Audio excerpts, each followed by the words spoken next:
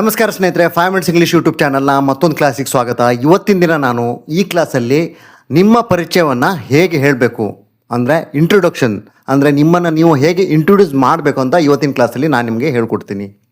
ನಿಮಗೆಲ್ಲ ಗೊತ್ತಿರುವಂತೆ ಇಂಟರ್ವ್ಯೂಗಳಿಗೆ ಹೋದಾಗ ಅಥವಾ ಸಾರ್ವಜನಿಕ ಕಾರ್ಯಕ್ರಮಗಳಲ್ಲಿ ಮತ್ತು ಹುಟ್ಟುಹಬ್ಬದ ಪಾರ್ಟಿಗಳಲ್ಲಿ, ಸಭೆಗಳಲ್ಲಿ ಅಥವಾ ಸ್ನೇಹಿತರ ಸಮಾರಂಭಗಳಲ್ಲಿ ನಮ್ಮ ಪರಿಚಯನ ನೀಡಬೇಕಾಗತ್ತೆ. ಆದರೆ ನಮ್ಮ ಪರಿಚಯನ ಇಂಗ್ಲೀಷಲ್ಲಿ ಹೇಳೋದು ಸ್ವಲ್ಪ ಕಷ್ಟ ಅನಿಸುತ್ತೆ. ಅಂದರೆ ಫಸ್ಟ್ ಟೈಮ್ ಮಾಡಿದಾಗ ಅದು ಸ್ವಲ್ಪ ಕಷ್ಟ ಅನಿಸುತ್ತೆ. ಮತ್ತು ಇನ್ನೊಂದು ಮುಖ್ಯ ವಿಷಯ ಏನಂದರೆ, ನೀವು ನಿಮ್ಮ ಪರಿಚಯವನ್ನು ಹೇಗೆ ನೀಡ್ತಿರೋ ಅದೇ ಥರ ಇಂಪ್ರೆಷನ್ ಜನರ ಮನಸ್ಸಲ್ಲಿ ಬರುತ್ತೆ. ಸೊ ನಿಮ್ಮ ಇಂಟ್ರೊಡಕ್ಷನನ್ನು ಪರ್ಫೆಕ್ಟಾಗಿ ಎಫೆಕ್ಟಿವ್ ಆಗಿ ಕೊಡಬೇಕಾಗತ್ತೆ. ಅಂದರೆ ನಿಮ್ಮ ಪರಿಚಯವನ್ನು ಕೇಳಿದ ನಂತರ ಎದುರಿನಲ್ಲಿರೋ ವ್ಯಕ್ತಿ ನಿಮ್ಮ ಬಗ್ಗೆ ಏನು ಆಲೋಚನೆ ಮಾಡ್ತಾನೆ ಅನ್ನೋದು ನೀವು ಯಾವ ಥರ ನಿಮ್ಮ ಪರಿಚಯನ ನೀಡ್ತೀರಿ ಅದ್ರ ಮೇಲೆ ಡಿಪೆಂಡ್ ಆಗಿರುತ್ತೆ. ಸೊ ಇವತ್ತಿನ ಕ್ಲಾಸಲ್ಲಿ ನಾನು ನಿಮಗೆ ಇಂಗ್ಲೀಷ್ನಲ್ಲಿ ನಿಮ್ಮ ಪರಿಚಯವನ್ನು ಹೇಗೆ ನೀಡಬೇಕಂತ ತಿಳಿಸ್ಕೊಡ್ತೀನಿ. ನಿಮ್ಗೆ ಆಲ್ರೆಡಿ ಗೊತ್ತಿರುವಂತೆ ನಾನು 5 ಮಿನಿಟ್ಸ್ ಸ್ಪೋಕನ್ ಇಂಗ್ಲೀಷ್ ಕೋರ್ಸನ್ನು ತಂದಿದ್ದೇನೆ. ಇದರಲ್ಲಿ ಪ್ರತಿದಿನ 15-20 ನಿಮಿಷಗಳ ತರಗತಿಯ ಮೂಲಕ ನಾನು ನಿಮಗೆ ಇಂಗ್ಲೀಷ್ ಮಾತಾಡೋದನ್ನು ಕಲಿಸ್ತೇನೆ. ನೀವು ತರಗತಿಗಳಿಗೆ ರೆಗ್ಯುಲರಾಗಿ ಅಟೆಂಡ್ ಆದರೆ ಸುಲಭವಾಗಿ ಇಂಗ್ಲೀಷ್ ಮಾತಾಡಲಿಕ್ಕೆ ಕಲಿಬೋದು. ಸೊ ಈಗ ಕ್ಲಾಸನ್ನು ಪ್ರಾರಂಭ ಮಾಡೋಣ. ಫಸ್ಟ್ ಆಫ್ ಆಲ್ ನಾವು ಒಂದು ವಿಷಯನ ಕರೆಕ್ಟಾಗಿ ಅರ್ಥ ಮಾಡ್ಕೊಳ್ಬೇಕು. ನಾವು ನಮ್ಮ ಪರಿಚಯವನ್ನು ಯಾಕೆ ನೀಡ್ತೇವೆ ಮತ್ತು ಯಾವ್ಯಾವ ಸಂದರ್ಭದಲ್ಲಿ ನೀಡ್ತೇವೆ. ಎಲ್ಲಕ್ಕಿಂತ ಮುಖ್ಯವಾಗಿ ಪರಿಚಯ ನೀಡುವಾಗ ನೀವು ಮೊದಲಿಗೆ ಯಾವ ವಾಕ್ಯನ ಹೇಳ್ತೀರಿ. ಮೊದಲಿಗೆ ನಿಮ್ಮ ಹೆಸರನ್ನು ಹೇಳಬೇಕು. ಹಾಗಿದ್ರೆ ನಂತರ ಏನು ಹೇಳಬೇಕು, ಅದರ ನಂತರ ಏನು ಹೇಳಬೇಕು. ಸ್ನೇಹಿತರೆ, ಇದನ್ನೆಲ್ಲ ಹೇಳಲಿಕ್ಕೊಂದು ಸರಿಯಾದ ಕ್ರಮ ಇದೆ, ಒಂದು ಸೀಕ್ವೆನ್ಸ್ ಇದೆ. ಆ ಸೀಕ್ವೆನ್ಸ್ ಪ್ರಕಾರನೇ ನೀವು ಹೇಳ್ತಾ ಹೋದಾಗ ನಿಮ್ಮ ಇಂಟ್ರೊಡಕ್ಷನ್ ಅಂದರೆ ನಿಮ್ಮನ್ನು ನೀವು ಯಾವ ಥರ ಪ್ರೆಸೆಂಟ್ ಮಾಡ್ತೀರಿ ಅದು ಪರ್ಫೆಕ್ಟಾಗಿ ವರ್ಕೌಟ್ ಆಗುತ್ತೆ. ಆ ಕ್ರಮವನ್ನು ನೀವು ಅನುಸರಿಸದೇ ಇದ್ದರೆ ಎಷ್ಟು ಚೆನ್ನಾಗಿ ನೀವು ಪರಿಚಯ ಕೊಟ್ಟರೂ ಸಹ, ಎಷ್ಟೇ ಆತ್ಮವಿಶ್ವಾಸದಿಂದ ನೀವು ಮಾತಾಡಿದರೂ ಸಹ ಕ್ರಮದಲ್ಲಿ ಗೊಂದಲ ಉಂಟಾದರೆ ನಿಮ್ಮ ಪರಿಚಯ ಸರಿಯಾಗಿ ಆಗಲ್ಲ, ಕನ್ಫ್ಯೂಷನ್ ಆಗುತ್ತೆ. ಸೊ ಸ್ನೇಹಿತರೆ, ಆ ಕಾರಣದಿಂದ ವೃತ್ತಿಪರ ಜೀವನದಲ್ಲಿ ಅಂದರೆ ಪ್ರೊಫೆಷ್ನಲ್ ಲೈಫಲ್ಲಿ ನಿಮ್ಮ ಪರಿಚಯವನ್ನು ಸರಿಯಾಗಿ ನೀಡುವುದು ತುಂಬ ಮುಖ್ಯ. ಇದಕ್ಕಾಗಿ ನಾನು ಕೆಲವೊಂದು ಪಾಯಿಂಟ್ಸ್ಗಳನ್ನು ರೆಡಿ ಮಾಡಿಟ್ಟಿದ್ದೇನೆ. ನೀವು ಯಾವಾಗಾದರೂ ನಿಮ್ಮ ಪರಿಚಯವನ್ನು ಮಾಡಬೇಕಾದಂಥ ಪರಿಸ್ಥಿತಿ ಬಂದಾಗ ಈ ಅಂಶವನ್ನು ಕರೆಕ್ಟಾಗಿ ನೆನಪಲ್ಲಿ ಇಟ್ಕೊಂಡು ಇದನ್ನು ಫಾಲೋ ಮಾಡಿಕೊಂಡು ಇದೇ ಥರ ನಿಮ್ಮ ಪರಿಚಯವನ್ನು ಕೊಡ್ತಾ ಹೋಗಿ. ಸೊ ಪರಿಚಯ ನೀಡುವಾಗ ನೆನಪಿಟ್ಕೊಳ್ಬೇಕಾದಂಥ ಅಂಶಗಳು, points to remember while giving your introduction. ಸ್ನೇಹಿತರೆ, ಟೋಟಲ್ ಒಟ್ಟಾಗಿ 2 ಥರ ಇಂಟ್ರೊಡಕ್ಷನ್ ಇರುತ್ತೆ ನಾರ್ಮಲಾಗಿ. ಒಂದು ವೃತ್ತಿಪರ ಅಂದರೆ ಪ್ರೊಫೆಷ್ನಲ್ ಆಗಿ ನಿಮ್ಮನ್ನು ನೀವು ಇಂಟ್ರೊಡ್ಯೂಸ್ ಮಾಡ್ಕೊಳ್ಳೋದು. ಎರಡನೇದು ಅಧಿಕೃತ ಅಂದರೆ ಫಾರ್ಮಲ್ ಪರಿಚಯದ ಬಗ್ಗೆ ಹೇಳ್ಕೊಳ್ತಾ ಇದ್ದೀವಿ. ಸ್ನೇಹಿತರೆ, ಇವತ್ತು ನಾವು ಮುಖ್ಯವಾಗಿ ಪ್ರೊಫೆಷ್ನಲ್ ಮತ್ತು ಫಾರ್ಮಲ್ ಈ ಥರ ಪರಿಚಯದ ಬಗ್ಗೆ ಮಾತಾಡ್ತೀವಿ. ನೀವು ಯಾವುದಾದ್ರೂ ಸಭೆ, ತರಬೇತಿ ಕಾರ್ಯಕ್ರಮ ಅಥವಾ ವಿಶೇಷವಾಗಿ ಉದ್ಯೋಗಕ್ಕೆ ಸಂದರ್ಶನಕ್ಕೆ ಹೋದಾಗ ಅಲ್ಲಿ ನೀವು ನೀಡುವ ಪರಿಚಯವನ್ನು ಫಾರ್ಮಲ್ ಇಂಟ್ರೊಡಕ್ಷನ್ ಅಥವಾ ಅಫಿಷಿಯಲ್ ಇಂಟ್ರೊಡಕ್ಷನ್ ಅಂತ ಕರೀತಾರೆ. ಅಂತಹ ಅಧಿಕೃತ ಪರಿಚಯ ನೀಡುವಾಗ ನೀವು ಈ ಅಂಶಗಳನ್ನು ಗಮನಿಸಬೇಕು. ಮೊದಲಿಗೆ ಶುಭಾಶಯವನ್ನು ಅಂದರೆ ಗ್ರೀಟಿಂಗನ್ನು ತಿಳಿಸಬೇಕು. ಆಮೇಲೆ ಬೇಕಾದರೆ ಥ್ಯಾಂಕ್ ಯು ಅಂತ ಹೇಳ್ಬೋದು. ಆಮೇಲೆ 3ನೇದಾಗಿ ನಿಮ್ಮ ಹೆಸರನ್ನು ಹೇಳಬೇಕು. 4ನೇದಾಗಿ ನೀವು ಎಲ್ಲಿಂದ ಬಂದಿದ್ದೀರಿ ಅಂತ ಹೇಳಬೇಕು. 5ನೇದಾಗಿ ನೀವು ಯಾವ ಕೆಲಸ ಮಾಡ್ತಾ ಇದ್ದೀರಿ ಅಥವಾ ನೀವು ಯಾವ ಕೆಲಸ ಮಾಡುತ್ತೀರಿ ಅಂತ ಹೇಳಬೇಕು. ಆಮೇಲೆ 6ನೇದಾಗಿ ನಿಮ್ಮ ಶೈಕ್ಷಣಿಕ ಅರ್ಹತೆ ಅಂದರೆ ಎಜುಕೇಷ್ನಲ್ ಕ್ವಾಲಿಫಿಕೇಷನ್ ಇದನ್ನು ಹೇಳಬೇಕು. 7ನೇದಾಗಿ ನಿಮಗೇನಾದರೂ ಅನುಭವ ಇದ್ದರೆ ಅಂದರೆ ಎಕ್ಸ್ಪೀರಿಯನ್ಸ್ ಇದ್ದರೆ ಅದನ್ನು ಹೇಳಬೇಕು. 8ನೇದಾಗಿ ನಿಮ್ಮ ಕುಟುಂಬದಲ್ಲಿ ಎಷ್ಟು ಜನ ಸದಸ್ಯರು ಇದ್ದಾರೆ ಅದನ್ನು ಹೇಳಬೇಕು. ಆಮೇಲೆ ಹಾಬೀಸ್ ಅಂದರೆ ನಿಮ್ಮ ಹವ್ಯಾಸಗಳು ಯಾವುವು ಅಂತ ಹೇಳಬೇಕು. ಆಮೇಲೆ ನಿಮ್ಮ ಸಾಮರ್ಥ್ಯಗಳು ಅಂದರೆ ಸ್ಟ್ರೆಂತ್, ನಿಮ್ಮ ಸ್ಟ್ರೆಂತ್ ಯಾವುದು ಅಂದರೆ ಪ್ಲಸ್ ಪಾಯಿಂಟ್ ಅಂತ ಹೇಳ್ತೀರಲ್ಲ ಅದು ನಿಮ್ಮ ಸ್ಟ್ರೆಂತ್ ಯಾವುದು ಅಂತ ಹೇಳಬೇಕು. ಆಮೇಲೆ 11ನೇದು ನೀವು ನಿಮ್ಮ ಜೀವನದಲ್ಲಿ ಏನಾಗ್ಲಿಕ್ಕೆ ಬಯಸ್ತೀರಿ ಅಂದರೆ ನಿಮ್ಮ ಆ್ಯಂಬಿಷನ್ ಏನಿದೆ ಅದನ್ನು ಹೇಳಬೇಕು. ಆಮೇಲೆ ಕೊನೆಯದಾಗಿ ಸಪೋಸ್ ನಿಮಗೇನಾದರೂ ದುರ್ಬಲತೆ ಇದ್ದರೆ ಅಂದರೆ ವೀಕ್ನೆಸ್ ಇದ್ದರೆ ಅದನ್ನು ಕೂಡ ಹೇಳಬೇಕು. ಯಾಕಂತ ಹೇಳಿದ್ರೆ ಈ ಥರ ವೀಕ್ನೆಸ್ಸನ್ನು ಹೇಳೋದ್ರಿಂದ ಇಂಟರ್ವ್ಯೂ ಯಾರು ಮಾಡ್ತಾ ಇರ್ತಾರೆ ಅವರಿಗೆ ನಿಮ್ಮ ಬಗ್ಗೆ ಒಂದು ಒಳ್ಳೆಯ ಅಭಿಪ್ರಾಯ ಬರುತ್ತೆ. ಒಟ್ಟಾರೆಗೆ ಸುಮಾರು 9ರಿಂದ 10 ಮೇನ್ ಅಂಶಗಳಿರುತ್ತೆ. ಅದನ್ನು ನೀವು ಕರೆಕ್ಟಾಗಿ ಕವರ್ ಮಾಡಿ ಅದೇ ಸೀಕ್ವೆನ್ಸಲ್ಲಿ ನಿಮ್ಮ ಇಂಟ್ರೊಡಕ್ಷನನ್ನು ಕೊಡ್ತಾ ಹೋದರೆ ಎಫೆಕ್ಟಿವ್ ಆಗಿ ಇರುತ್ತೆ. ಇದು ಸ್ವಲ್ಪ ಕಾಂಪ್ಲಿಕೇಟೆಡ್ ಆಗಿರೋದ್ರಿಂದ ಇದನ್ನು ನಾವು ಪ್ರತಿಯೊಂದು ಅಂಶವನ್ನು ಸಪ್ರೇಟಾಗಿ ನೋಡೋಣ. ಆವಾಗ ನಿಮಗೆ ಪರ್ಫೆಕ್ಟಾಗಿ ಇಂಟ್ರಡಕ್ಷನ್ ಕೊಡಲಿಕ್ಕಾಗತ್ತೆ. ಫಸ್ಟ್ ಗ್ರೀಟಿಂಗ್ ಅಂದರೆ ಶುಭಾಶಯನ ತಿಳಿಸೋದು. ನೀವು ಯಾರಿಗಾದರೂ ನಿಮ್ಮ ಪರಿಚಯ ನೀಡುವಾಗ ಮೊದಲಿಗೆ ಅವರಿಗೆ ಶುಭಾಶಯಗಳೊಂದಿಗೆ ಸ್ವಾಗತಿಸಬೇಕು. ಸಪೋಸ್ ಉದಾಹರಣೆಗೆ ಒಂದು ಐಡಿಯಲ್ ಒಂದು ಸಿಚುವೇಶನ್ ಅಂತ ತಿಳ್ಕೊಳ್ಳೋಣ.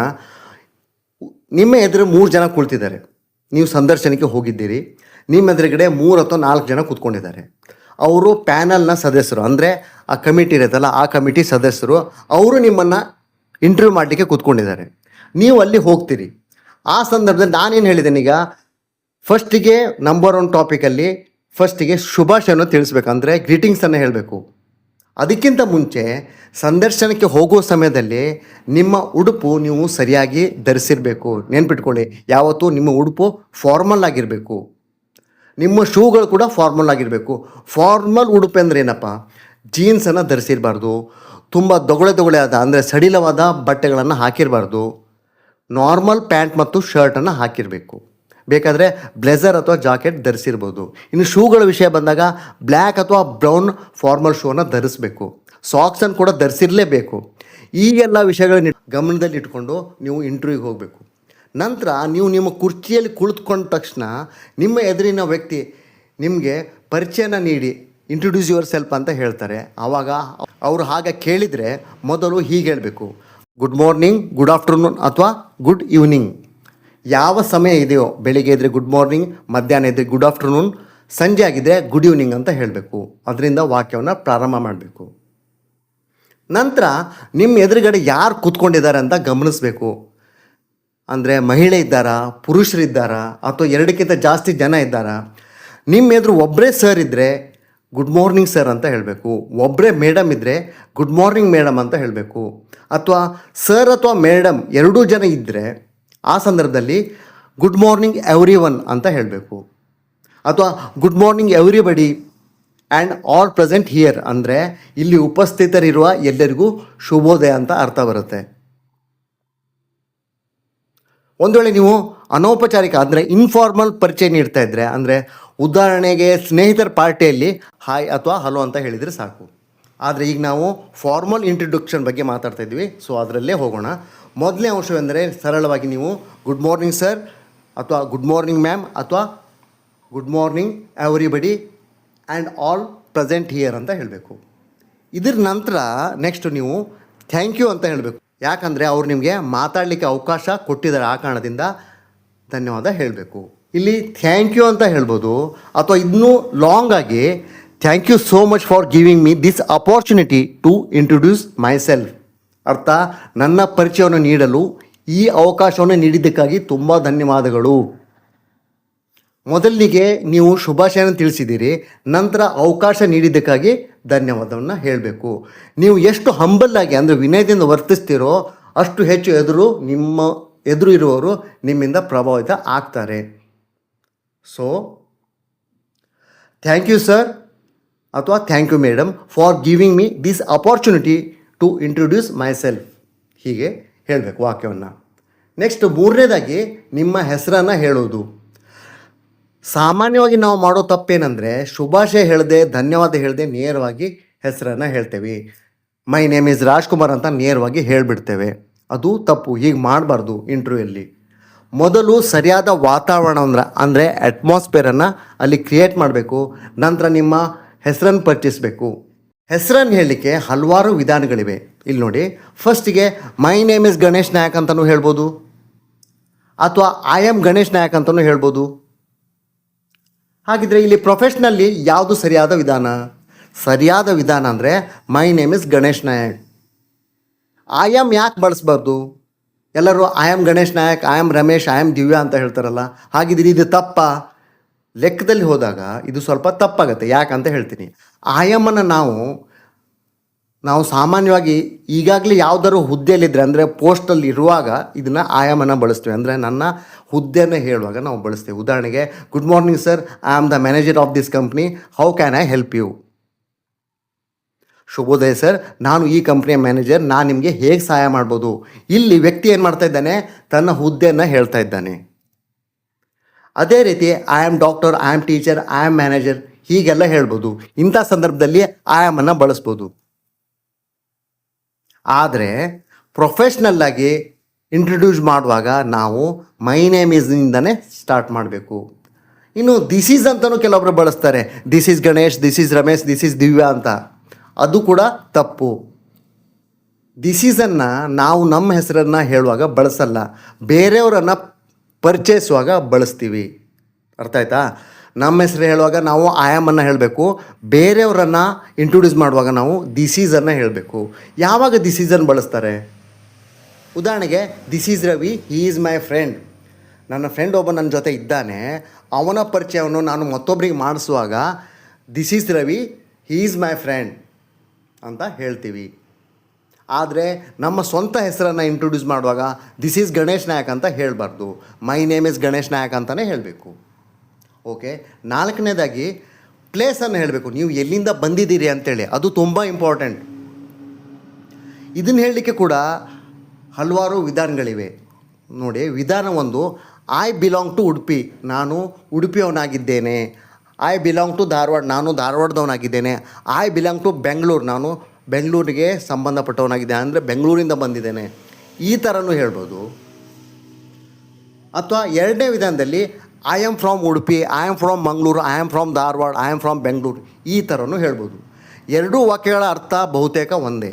ಇನ್ನು ಸಪೋಸ್ ನಿಮ್ಮ ಊರು ಒಂದು ಕಡೆ ಇರುತ್ತೆ, ನೀವು ಬೇರೆ ಕಡೆ ಕೆಲಸ ಮಾಡ್ತಾ ಇರ್ತೀರಿ ಅಥವಾ ಬೇರೆ ಕಡೆ ವಾಸ ಮಾಡ್ತಾ ಇರ್ತೀರಿ.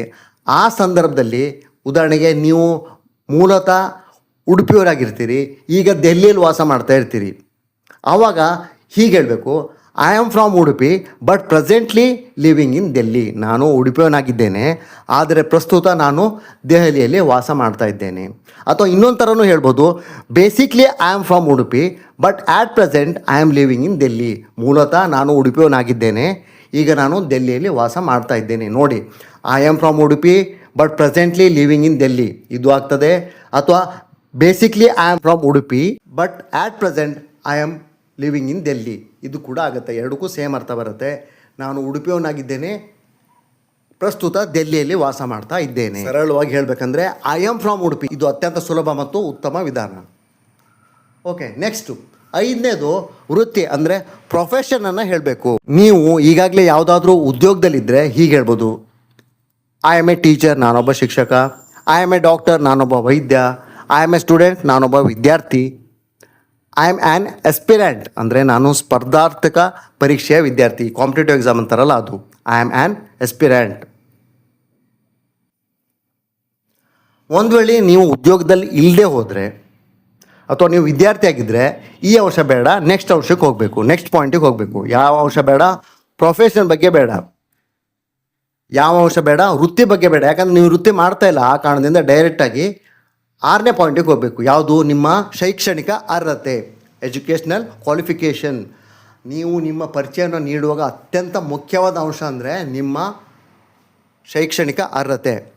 ಇದನ್ನು ಹೇಳುವಾಗ ತುಂಬ ಕಾಷಸ್ ಆಗಿರಬೇಕು, ಕರೆಕ್ಟಾಗಿ ಹೇಳಬೇಕು. ನನ್ನ ಅಭಿಪ್ರಾಯದಲ್ಲಿ ನಿಮ್ಮ ಪರಿಚಯದ ಸುಮಾರು 5ನೇ ಅಥವಾ 6ನೇ ಅಂಶವಾಗಿ ಇದನ್ನು ಹೇಳಲೇಬೇಕು ನೀವು ಪಾಯಿಂಟನ್ನು. ಅದನ್ನು ಹೇಗೆ ಸ್ಟಾರ್ಟ್ ಮಾಡ್ತೀರಿ? As for as my education is concerned. ಇದರರ್ಥ ನನ್ನ ಶಿಕ್ಷಣದ ಬಗ್ಗೆ ಹೇಳುವುದಾದರೆ, ನೋಡಿ ಕರೆಕ್ಟಾಗಿ, as for as my education is concerned, ಇದನ್ನು ಸ್ಟಾರ್ಟ್ ಮಾಡಿ. ನನ್ನ ಶಿಕ್ಷಣದ ಪ್ರಕಾರ ಹೇಳುವುದಾದರೆ. ಯಾವುದೇ ವಿಷಯವನ್ನು ಪ್ರಾರಂಭಿಸುವ ಮೊದಲು ಒಂದು ಸಂಪರ್ಕ ವಾಕ್ಯ ಬಳಸುವುದು ಒಳ್ಳೆಯದು. ಯಾವುದು ಸಂಪರ್ಕ ವಾಕ್ಯ? ಇಲ್ಲಿ ಸಂಪರ್ಕ ವಾಕ್ಯ ಅಂದರೆ ಕನೆಕ್ಟಿಂಗ್ ಲೈನ್. ಇಲ್ಲಿ ನೋಡಿ, ನನ್ನ ಶಿಕ್ಷಣದ ಬಗ್ಗೆ ಹೇಳುವುದಾದರೆ as for as my education is concerned ಹೀಗೆ ಹೇಳಿ. ನೀವು ಒಂದು ವೇಳೆ ಶಾಲೆಯ ವಿದ್ಯಾರ್ಥಿ ಆಗಿದ್ದರೆ, ಅಂದರೆ ಶಾಲೆಯಲ್ಲಿ ಓದ್ತಾ ಇದ್ದರೆ, as for as my education is concerned I study in 10th standard at government public school Udupi. ನನ್ನ ಶಿಕ್ಷಣದ ಬಗ್ಗೆ ಹೇಳುವುದಾದರೆ, ನಾನು ಉಡುಪಿಯ ಗೌರ್ಮೆಂಟ್ ಪಬ್ಲಿಕ್ ಸ್ಕೂಲ್ನಲ್ಲಿ 10ನೇ ತರಗತಿಯನ್ನು ಓದ್ತಾ ಇದ್ದೇನೆ. ಇದೇ ಥರ ನೀವು ಎಷ್ಟನೇ ಕ್ಲಾಸ್ ಅಂತ ಸೇರಿಸಿ ಅಲ್ಲಿ ನೀವು ಯಾವ ಶಾಲೆ ಮತ್ತು ಯಾವ ಊರಲ್ಲಿದೆ ಅಂತ ಹೇಳಬೇಕು. ಇಲ್ಲಿ ನಾನು ಏನು ಹೇಳ್ತಾ ಇದ್ದೇನೆ, as for as my education is concerned I study in 10th standard at government public school Udupi. ನಾನು ಉಡುಪಿಯಲ್ಲಿ ಓದ್ತಾ ಇದ್ದೇನೆ, ಆ ಕಾರಣದಿಂದ ನಾನು ಇಲ್ಲಿ ಉಡುಪಿ ಬಗ್ಗೆ ಹೇಳಿದ್ದೇನೆ. ಒಂದು ವೇಳೆ ನೀವು ಕಾಲೇಜ್ನಲ್ಲಿ ಓದ್ತಾ ಇದ್ದರೆ ಆವಾಗ ಏನು ಮಾಡಬೇಕು? ಇದನ್ನು ಬೇರೆ ಥರ ಹೇಳಬೇಕು. ಕಾಲೇಜ್ ವಿದ್ಯಾರ್ಥಿ ಆಗಿದ್ದರೆ, ಐ ಆಮ್ ಪರ್ಸ್ಯೂಯಿಂಗ್ BA ಅಥವಾ BSc from Manipal university Udupi. ಕನ್ನಡದಲ್ಲಿ ಅರ್ಥ ಅಂದರೆ ನಾನು ಉಡುಪಿಯ ಮಣಿಪಾಲ್ ವಿಶ್ವವಿದ್ಯಾಲಯದಲ್ಲಿ ಬಿ ಎ ಅಥವಾ ಬಿ ಎಸ್ ಸಿ ವ್ಯಾಸಂಗ ಮಾಡ್ತಾಯಿದ್ದೇನೆ. ನೀವು ಬಿ ಎ ಮಾಡ್ತಾಯಿದ್ರೆ ಬಿ ಎ ಅಂತೇಳಿ, B S C B S C ಅಂತ ಹೇಳಿ. ಇಲ್ಲಿ ಏನಾಗುತ್ತೆ, ಐ ಆಮ್ ಪರ್ಸ್ಯೂಯಿಂಗ್ ಅಂತ ಸ್ಟಾರ್ಟ್ ಮಾಡಬೇಕು. ಇಲ್ಲಿ ನೀವು ಕಾಲೇಜ್ ಬಗ್ಗೆ ಹೇಳ್ತಾ ಇದ್ದೀರಿ, ನೀವು ಕಾಲೇಜ್ ವಿದ್ಯಾರ್ಥಿ ಆಗಿದ್ದೀರಿ, ಆ ಕಾರಣದಿಂದ ಐ ಆಮ್ ಪರ್ಸ್ಯೂಯಿಂಗಿಂದ ಸ್ಟಾರ್ಟ್ ಮಾಡಿ. ಅದೇ ನಿಮ್ಮ ವಿದ್ಯಾಭ್ಯಾಸ ಪೂರ್ಣಗೊಂಡಿದ್ದರೆ, ಅಂದರೆ ನಿಮ್ಮ ಎಜುಕೇಷನ್ ಕಂಪ್ಲೀಟ್ ಆಗಿದ್ದರೆ, I have completed my graduation from Manipal university. I have completed my graduation from Manipal university. ಕನ್ನಡದಲ್ಲಿ ನಾನು ಮಣಿಪಾಲ್ ವಿಶ್ವವಿದ್ಯಾಲಯದಿಂದ ನನ್ನ ಪದವಿಯನ್ನು ಪೂರ್ಣಗೊಳಿಸಿದ್ದೇನೆ. ಹೀಗಾಗಿ ಟೋಟಲ್ 3 ಥರ ಇಂಟ್ರೊಡಕ್ಷನ್ ಆಯ್ತು ನಿಮಗೆ. ಒಂದು, ಶಾಲೆ ವಿದ್ಯಾರ್ಥಿಗಳಿಗೆ ಒಂದು ವಿಧಾನ, ಕಾಲೇಜ್ ವಿದ್ಯಾರ್ಥಿಗಳಿಗೆ ಒಂದು ವಿಧಾನ, ಮತ್ತು ವಿದ್ಯಾಭ್ಯಾಸ ಮುಗಿಸಿದವರಿಗೆ ಮತ್ತೊಂದು ವಿಧಾನ. 7ನೇ ಪಾಯಿಂಟಲ್ಲಿ ಅಂದರೆ ಕುಟುಂಬದ ಬಗ್ಗೆ ಹೇಳಬೇಕು.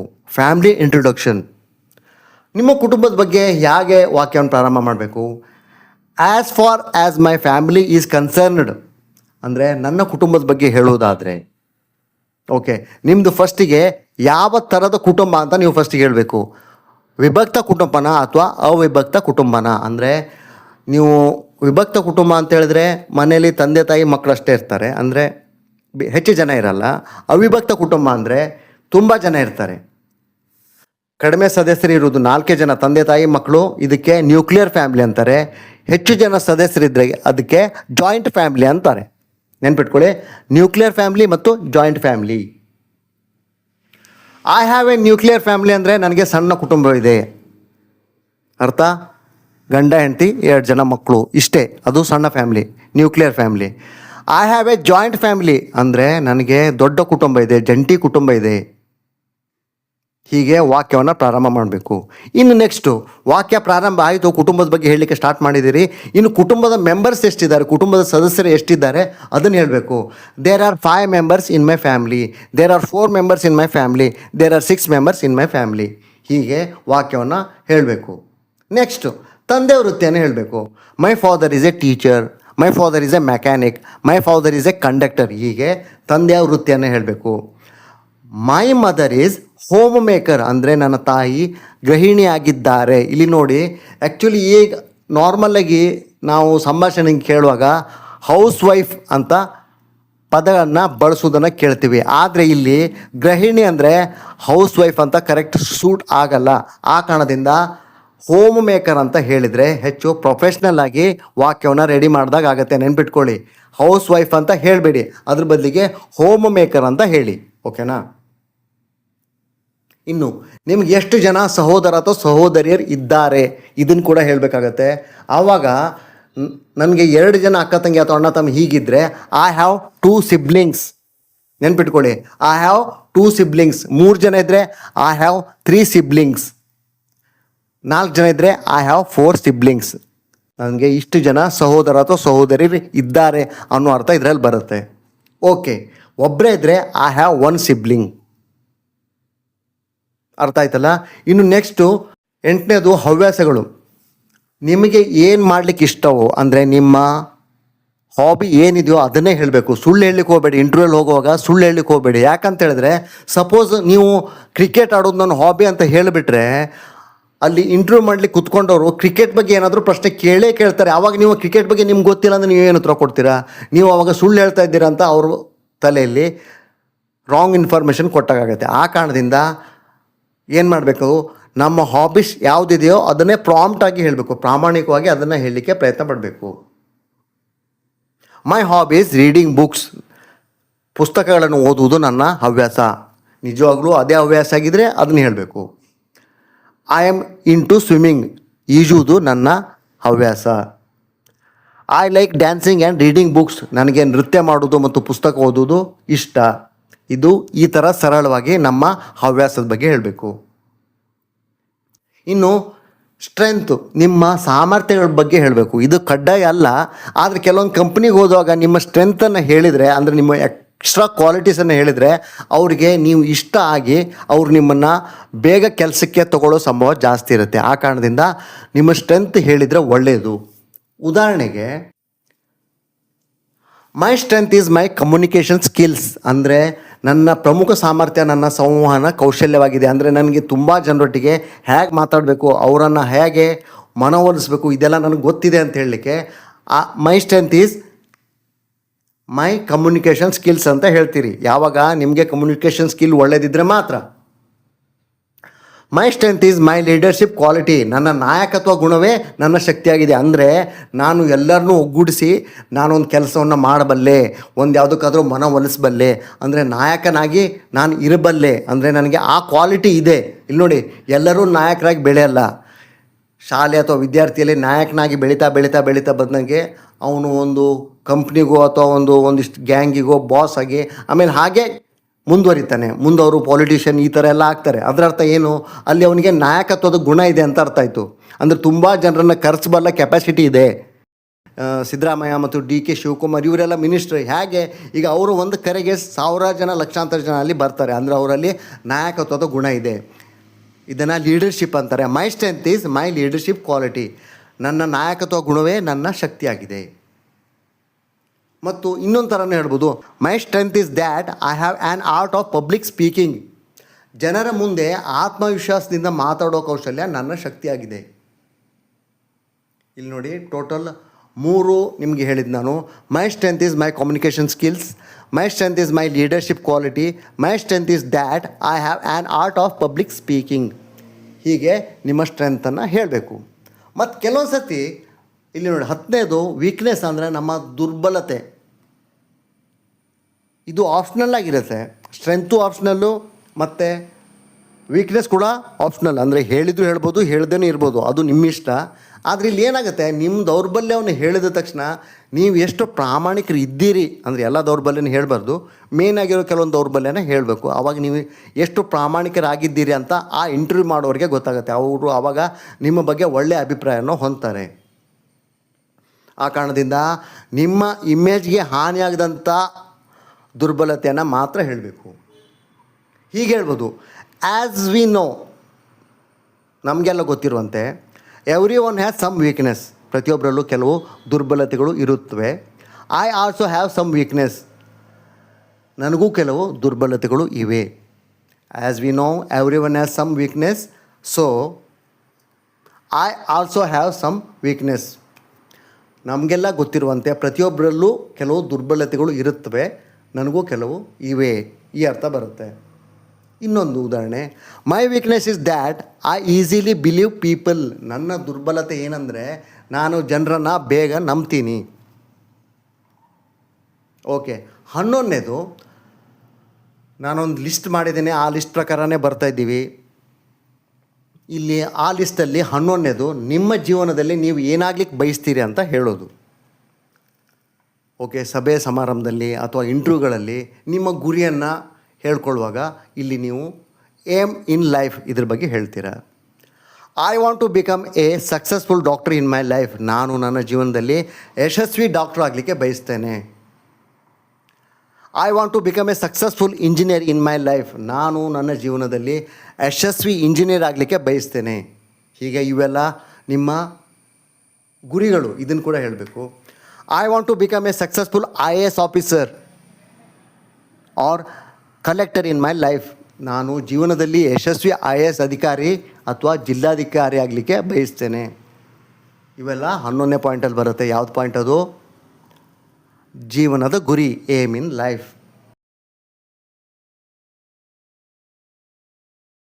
ಇದು ಕೊನೆಯಲ್ಲಿ ಹೇಳಬೇಕು ಏನಂತೇಳಿ. That's all about me, thank you. ನನ್ನ ಬಗ್ಗೆ ಇಷ್ಟೇ, ಧನ್ಯವಾದಗಳು. ಈಗ ನಾವು ಚರ್ಚಿಸಿದ ಎಲ್ಲ ಅಂಶಗಳನ್ನು ಒಂದು ಕ್ರಮದಲ್ಲಿ ಜೋಡಿಸೋಣ. ಅವಾಗ ನಿಮಗೆ ಕರೆಕ್ಟಾಗಿ ತಲೆಗೆ ಹೋಗುತ್ತೆ ಯಾವ ಥರ ಹೇಳಬೇಕಂತೇಳಿ. ಫಸ್ಟಿಗೆ ಶುಭಾಶಯನ ಹೇಳಬೇಕು. ಉದಾಹರಣೆ, ಗುಡ್ ಮಾರ್ನಿಂಗ್ ಸರ್ ಅಥವಾ ಗುಡ್ ಮಾರ್ನಿಂಗ್ ಮ್ಯಾಮ್. ನಂತರ thank you so much for giving me this opportunity to introduce myself. ನನ್ನ ಪರಿಚಯವನ್ನು ನೀಡಲು ಈ ಅವಕಾಶವನ್ನು ನೀಡಿದ್ದಕ್ಕಾಗಿ ತುಂಬ ಧನ್ಯವಾದಗಳು. ನೆಕ್ಸ್ಟು ನಿಮ್ಮ ಪರಿಚಯವನ್ನು ಪ್ರಾರಂಭ ಮಾಡಬೇಕು. ವಿದ್ಯಾರ್ಥಿಯ ಮಾದರಿ ಪರಿಚಯ, ಗುಡ್ ಮಾರ್ನಿಂಗ್ ಸರ್ ಅಥವಾ good morning ma'am. Thank you so much for giving me this opportunity to introduce myself. My name is Ganesh Nayak. I am 15 years old. I am from Udupi. As far as my education is concerned, I study in 8th class at public school, Udupi. I have a nuclear family. There are 5 members in my family. My father is a doctor and my mother is a homemaker. I have 2 siblings. My hobby is dancing. My strength is my parents. I want to become a successful doctor in my life. That's all about me. Thank you. ಇಲ್ಲಿ ಏನೇನು ಹೇಳಿದ್ರಿ? Good morning sir ಅಥವಾ ma'am ಅಂತ ಹೇಳಿದ್ರಿ. ಆಮೇಲೆ ಈ ಅವಕಾಶನ ಕೊಟ್ಟಿದ್ದಕ್ಕೆ ಧನ್ಯವಾದ ಅಂತ ಹೇಳಿದ್ರಿ. ನಮ್ಮ ಹೆಸರನ್ನು ಹೇಳಿದ್ರಿ. ವರ್ಷ ಎಷ್ಟು ಅಂತ ಹೇಳಿದ್ರಿ. ಯಾವ ಊರಿಂದ ಬಂದಿದ್ದೀರಿ ಅಂತ ಹೇಳಿದ್ರಿ. ಆಮೇಲೆ 8ನೇ ಕ್ಲಾಸಲ್ಲಿ ಸ್ಟಡಿ ಮಾಡ್ತಾ ಇದ್ದೇನೆ ಅಂತ ಹೇಳಿದ್ರಿ. ನಮ್ಮದು ನ್ಯೂಕ್ಲಿಯರ್ ಫ್ಯಾಮ್ಲಿ ಅಂತ ಹೇಳಿದ್ರಿ. ನಮ್ಮ ಕುಟುಂಬದಲ್ಲಿ 5 ಜನ ಇದ್ದಾರೆ ಅಂತ ಹೇಳಿದ್ರಿ. ನನ್ನ ತಂದೆ ಡಾಕ್ಟರ್ ಮತ್ತು ತಾಯಿ ಗೃಹಿಣಿ ಅಂತ ಹೇಳಿದ್ರಿ. ನನಗೆ 2 ಜನ ಸಹೋದರಿ ಇದ್ದಾರೆ ಅಂತ ಹೇಳಿದ್ರಿ. ಡ್ಯಾನ್ಸ್ ಮಾಡೋದು ನನ್ನ ಹಾಬಿ ಅಂತ ಹೇಳಿದ್ರಿ. ತಂದೆ ತಾಯಿಗಳೇ ನನ್ನ ಶಕ್ತಿ ಅಂತ ಹೇಳಿದ್ರಿ. ನಾನು ಜೀವನದಲ್ಲಿ ಸಕ್ಸಸ್ಫುಲ್ ಡಾಕ್ಟರ್ ಆಗಬೇಕಂತ ಬಯಸಿದ್ದೇನೆ ಅಂತ ಹೇಳಿದ್ರಿ. ಆಮೇಲೆ ಕೊನೆಗೆ ಅವರಿಗೆ ಧನ್ಯವಾದಗಳನ್ನು ಹೇಳಿ ನಿಮ್ಮ ಸಂದರ್ಶನನ ಮುಗಿಸಿದ್ರಿ. ಯಾವಾಗ? ಇದು ನೀವು ಶಾಲೆ ವಿದ್ಯಾರ್ಥಿ ಆದಾಗ ಈ ಮಾದರಿ. ಸಪೋಸ್ ಕಾಲೇಜ್ ವಿದ್ಯಾರ್ಥಿ ಆಗಿದ್ದರೆ ಹೆಚ್ಚಿನ ಅಂಶ ಅದೇ ಥರ ಆಗಿರುತ್ತೆ, ಆದರೆ ಶಿಕ್ಷಣದ ಭಾಗ ಮಾತ್ರ ಬದಲಾಗಿರುತ್ತೆ. ಗುಡ್ ಮಾರ್ನಿಂಗ್ ಸರ್ ಅಥವಾ madam, thank you for giving me this opportunity to introduce myself. My name is Ganesh Nayak. I am from Udupi. As far as my education is concerned, I am pursuing BSc from Manipal university, Udupi. As far as my family is concerned, I have a nuclear family. There are 5 members in my family. My father is a doctor, my mother is a homemaker. I have 2 siblings. My hobby is dancing. My strength is my parents. I want to become a successful doctor in my life. That's all about me. Thank you. ಇಲ್ಲಿ ಕೂಡ ಅದನ್ನೇ ಹೇಳಿದ್ರಿ. ಆದರೆ ಏನು ಮಾಡಿದ್ರಿ, ಇಲ್ಲಿ ನಿಮ್ಮ ಎಜುಕೇಷನನ್ನು ಅಲ್ಲಿ 8ನೇ ಕ್ಲಾಸ್ ಆಗಿತ್ತು, ಇಲ್ಲಿ ನೀವು ಡಿಗ್ರಿ ಓದ್ತಾ ಇದ್ದೀರಾ, ಆ ಕಾರಣದಿಂದ ಡಿಗ್ರಿ ಬಗ್ಗೆ ಹೇಳಿದ್ರಿ. ಇನ್ನು ಯಾರಾದರೂ ಉದ್ಯೋಗದಲ್ಲಿದ್ದರೆ ಅವರ ಮಾದರಿ ಪರಿಚಯ ಹೇಗಿರುತ್ತೆ ಪ್ರೊಫೆಷನ್ನಲ್ಲಿ ಹೇಳುವಾಗ ನೋಡಿ. ಗುಡ್ ಮಾರ್ನಿಂಗ್ ಮ್ಯಾಮ್ ಅಥವಾ ಗುಡ್ ಮಾರ್ನಿಂಗ್ ಸರ್ ಅಥವಾ good morning everybody present here. Thank you sir for giving me this opportunity to introduce myself. My name is Ganesh Nayak. I am from Udupi. I am an English teacher at this particular school. As far as my education is concerned, I have completed my MBA from college in Udupi. I have 10 years of experience in teaching English. As far as my family is concerned, I have a nuclear family. My father is a farmer and my mother is a homemaker. I have 2 siblings. My hobbies are watching movies and listening to songs. My strength is my confidence.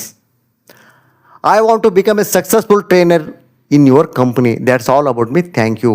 ಇಲ್ಲಿ ನೋಡಿ, ಒಬ್ಬ ಉದ್ಯೋಗದಲ್ಲಿ ಇರುವವರೇ, teacher ಉದ್ಯೋಗದಲ್ಲಿ ಇರುವವರು ಮತ್ತೊಂದು ಯಾವುದೋ ಇದಕ್ಕೆ ಇಂಟರ್ವ್ಯೂಗೆ ಹೋಗಿದ್ದಾರೆ.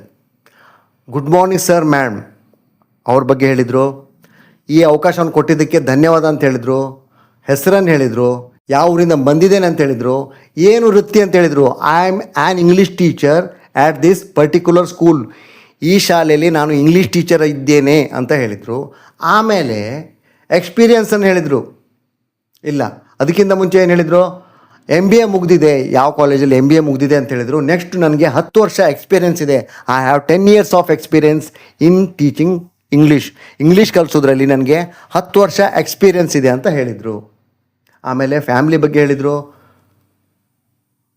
ತಂದೆ ತಾಯಿಗಳ ಬಗ್ಗೆ ಹೇಳಿದರು, ಸಹೋದರಿಯರ ಬಗ್ಗೆ ಹೇಳಿದರು. ಆಮೇಲೆ ಹಾಬೀಸ್ ಬಗ್ಗೆ ಹೇಳಿದರು. My hobbies are watching movies and listening to music ಅಥವಾ ಸಾಂಗ್ಸ್.